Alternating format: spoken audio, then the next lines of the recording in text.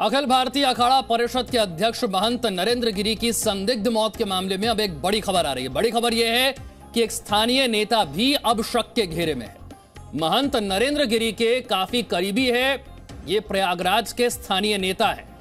आनंद गिरी और नरेंद्र गिरी के बीच यानी कि गुरु और शिष्य के बीच जब विवाद बढ़ गया था तब सुलह कराने में इन्होंने अहम भूमिका निभाई थी। इन स्थानीय नेता ने अहम भूमिका निभाई थी विवाद को सुलझाने में।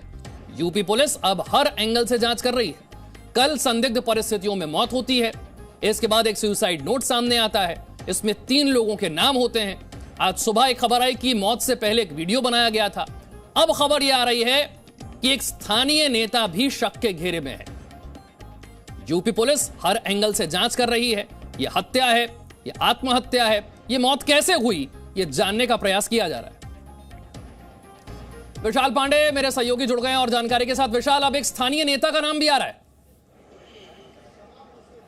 देखिए बिल्कुल, क्योंकि प्रयागराज में एक स्थानीय नेता हैं जो कि महंत नरेंद्र गिरी और आनंद गिरी दोनों के करीबी थे और लगातार मठ में आया जाया करते थे। और जो पूरा विवाद यहाँ पर था, 1-2 बिल्डर्स के भी नाम सामने आ रहे हैं जो कि मठ की ज़मीन पर उन्होंने जो कंस्ट्रक्शन 10-12 साल पहले किया था। तो तमाम एंगल को लेकर पुलिस फिलहाल जाँच कर रही है कि आखिरकार किस तरह का दबाव था, क्या कोई दबाव बनाया जा रहा था महंत नरेंद्र गिरी पर, या फिर मामला कुछ और था। महंत नरेंद्र गिरी ने आखिरकार सुसाइड क्यों किया, ये आत्महत्या है या हत्या है, इन दोनों एंगल से पुलिस फिलहाल जांच कर रही है। हालांकि जो एफआईआर दर्ज की गई है उसमें आत्महत्या के लिए उकसाने का मामला दर्ज किया गया है आनंद गिरी के खिलाफ धारा 306 के तहत। लेकिन आनंद गिरी के साथ जो लोग रहते थे, चाहे वो नेता हो या स्थानीय लोग हों, उन सभी लोगों पर पुलिस जांच कर रही है। वो सभी जांच के दायरे में हैं, क्योंकि जब विवाद हुआ था महंत नरेंद्र गिरी और आनंद गिरी के बीच में, तो स्थानीय जो अखाड़ा परिषद से जुड़े लोग थे, जो प्रयागराज के स्थानीय नेता थे, उन लोगों ने ही सुलह कराई थी। हालांकि वो सुलह किस आधार पर हुई थी, वो सार्वजनिक माफी तो जरूर मांगी गई थी, लेकिन जो संपत्तियों का विवाद था या फिर जो गलत आचरण को लेकर आरोप लगाए गए थे नरेंद्र गिरी की तरफ से आनंद गिरी पर, उन सब को लेकर क्या कुछ हुआ था, वो बंद कमरे में बात हुई थी, वो किसी के सामने नहीं आई थी। क्योंकि जो आनंद गिरी हैं उनकी कुछ तस्वीरें भी इस वक्त सामने आ रही हैं। जब वो सिडनी गए हुए थे, उनके ऊपर अमर्यादित व्यवहार के आरोप लगे थे कुछ महिलाओं के साथ में, और उसको लेकर काफी आहत थे महंत नरेंद्र गिरी। और उसके बाद फिर वो दुबई की यात्रा पर गए थे। जो एक संन्यास परंपरा का निर्वहन करना होता है वो आनंद गिरी नहीं करते थे। पैसों के लेन देन के आरोप लगते थे। लेकिन विशाल, एक सवाल आज सभी के मन में है, संत समाज के मन में भी है, आम लोगों के मन में भी है कि जिस व्यक्ति से मुख्यमंत्री से लेकर उप मुख्यमंत्री तक मिलते थे, आशीर्वाद लेने आते थे लाखों लोग, जो इतने बड़े संत हैं, अगर उन्हें कोई शिष्य परेशान कर रहा होगा तो क्या वो इस बात का जिक्र करेंगे, क्या वो इस बात की शिकायत करेंगे या सीधे आत्महत्या कर लेंगे?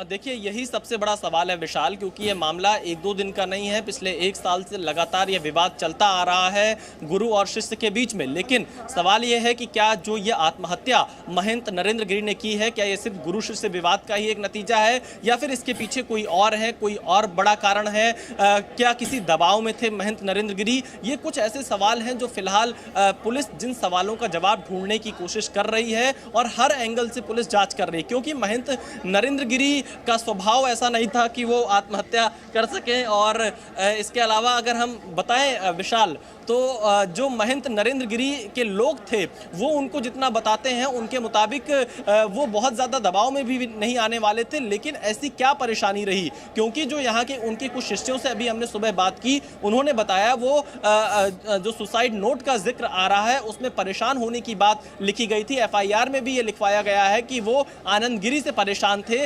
अब इसमें 3 सवाल सबसे बड़े उठेंगे विशाल कि आनंद गिरी प्रयागराज से हरिद्वार कब गए, और जब यह सूचना आई तो सबसे पहले आनंद गिरी ने हत्या की आशंका कैसे जताई। दूसरा सवाल यह है, तीसरा सवाल आनंद गिरी से ही पूछा जाएगा कि उन्हें किन लोगों पर शक है, और जब उन्हें यह पता था कि महंत नरेंद्र गिरी के खिलाफ साजिश हो रही है, उनके खिलाफ साजिश हो रही, तो वो पुलिस में क्यों नहीं गए? ये कुछ ऐसे सवाल हैं जिनका जवाब पुलिस को ढूंढना पड़ेगा। और इसके साथ ही साथ आनंद गिरी जब प्रयागराज पहुंचेंगे, पुलिस उनको यहां पर लेकर पहुंचेगी, तो जो इस आश्रम। अच्छा विशाल, अब खबर आ रही है कि केशव प्रसाद मौर्य जो हैं वो बागंबरी मठ पहुंच चुके हैं।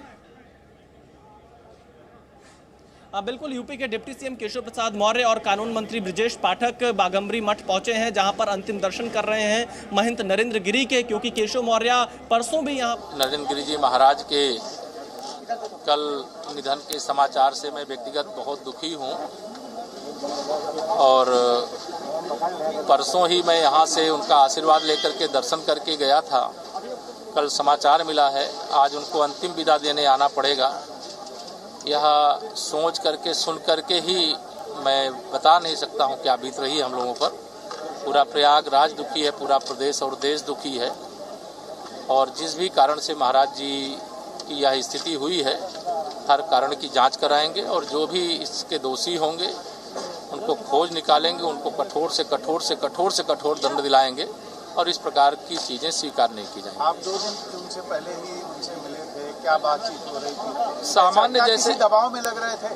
नहीं, वो तो सामान्य स्थिति में बात कर रहे थे। दबाव तो मुझे महसूस ही नहीं हुआ। कोई दबाव होता तो मुझसे फोन भी करते थे, मुझसे बात भी करते थे। मैं तो स्वयं गया था, रोक सकते सबको बाहर करके, किशोर जी जरा रुको, आपसे कुछ बात करना है। लेकिन वो मुस्कुरा करके तमाम सारे सवालों का जवाब भी दे रहे थे, पत्रकार साथी जो थे। तो लेकिन मैं क्या जानूं कि जो आज इतनी मतलब परसों इतने खुशी से प्रसन्नता से आशीर्वाद दे रहे हैं, दर्शन करा रहे हैं, मुझे प्रसाद ग्रहण दे रहे हैं और आज उनको श्रद्धांजलि देने आना पड़ेगा। कुछ साधु संतों की बात हो रही है कि सीबीआई की जो भी मांग की जाएगी, जो भी जांच की आवश्यकता होगी, हर जांच के लिए सरकार तैयार है।